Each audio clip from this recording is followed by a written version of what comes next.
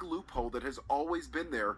Previous presidents have observed precedent and not tried to exploit that loophole. The National Capital Planning Commission says it has jurisdiction over construction, but not demolition. Construction is a process at the end. The East Wing, which is an entirely separate structure from the executive mansion you see behind me, will be more modern and beautiful than ever. The project pressing on as the government shutdown enters day 22 with no end in sight.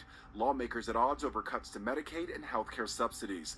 Corrections officers are among the millions of federal workers now feeling the financial pressure as they report to a dangerous job without getting paid. It really is a disservice and disgraceful. Critical resources like SNAP benefits, also known as food stamps, could dry up as soon as next month if the shutdown drags on. Without this, we will not eat. We will continue to struggle. One food bank in Houston now increasing its donations, trying to fill the gap. For every meal that a food bank provides, SNAP provides 9 meals. So we're not going to be able to keep up. And as we head into winter, there's also concern vulnerable families could lose heating assistance, with energy bills already rising for so many Americans.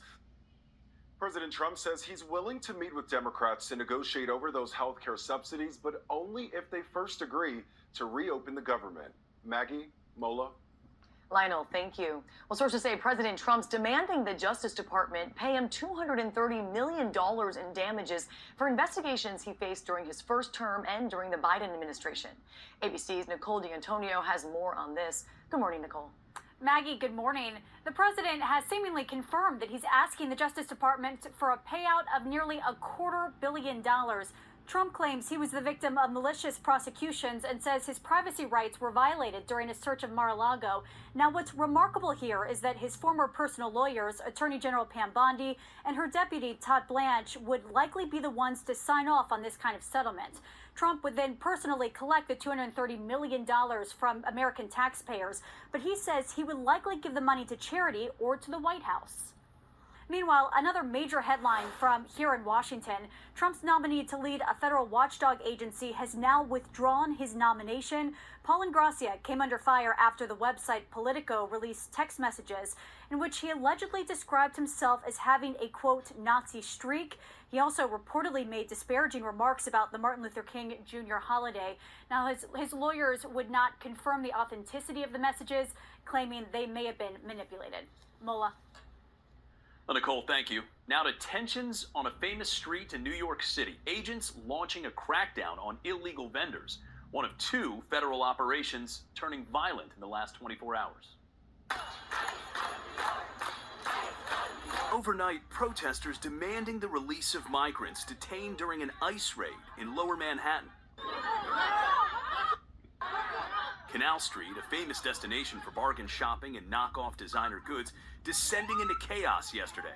Federal officers, including ICE agents, searching the street for undocumented immigrants as part of an operation the Homeland Security Department says was focused on criminal activity relating to selling counterfeit goods.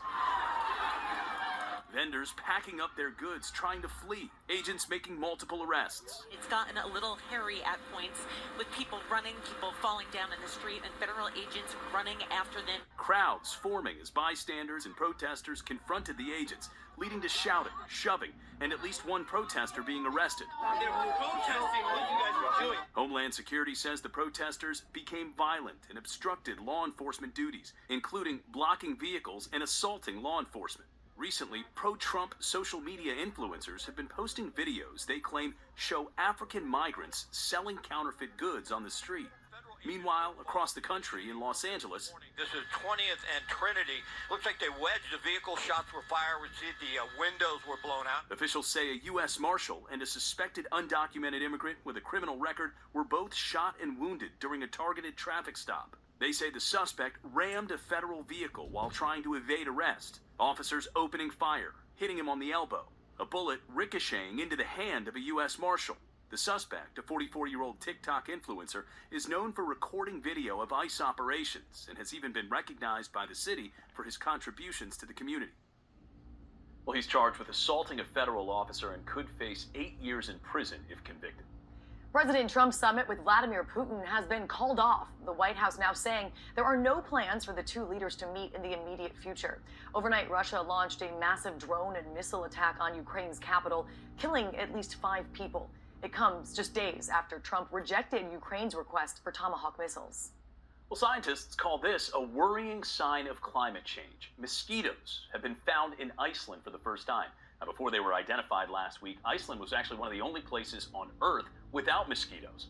Experts say Iceland is warming 4 times faster than the rest of the Northern Hemisphere. And it's time now for your Wednesday weather. Good morning. Cool and showery from the Great Lakes into the interior Northeast. There are some showers in the I-95 corridor this morning, and then it's clearing out. Nice in the southeast, mild middle of the country, some showers Intermountain West all the way over to the Pacific Northwest. Melissa, gradual strengthening, some thunderstorms getting to Hispaniola. It's going to stick around right through the weekend. Heavy rains will be the big concern, 5 to 10 inches of rain. Could reach hurricane status, though, over the weekend. Ultimately, it meanders around the Caribbean into next week and then finally goes into the Atlantic, but that's a ways away. That's your forecast. I'm ABC News meteorologist Lee Goldberg. Well, coming up, another TV streaming service gets more expensive. Also ahead, the report that Amazon is looking to replace 600,000 workers with robots. How the company is responding. And what a famous art thief believes happened to the jewels stolen from the Louvre in Paris.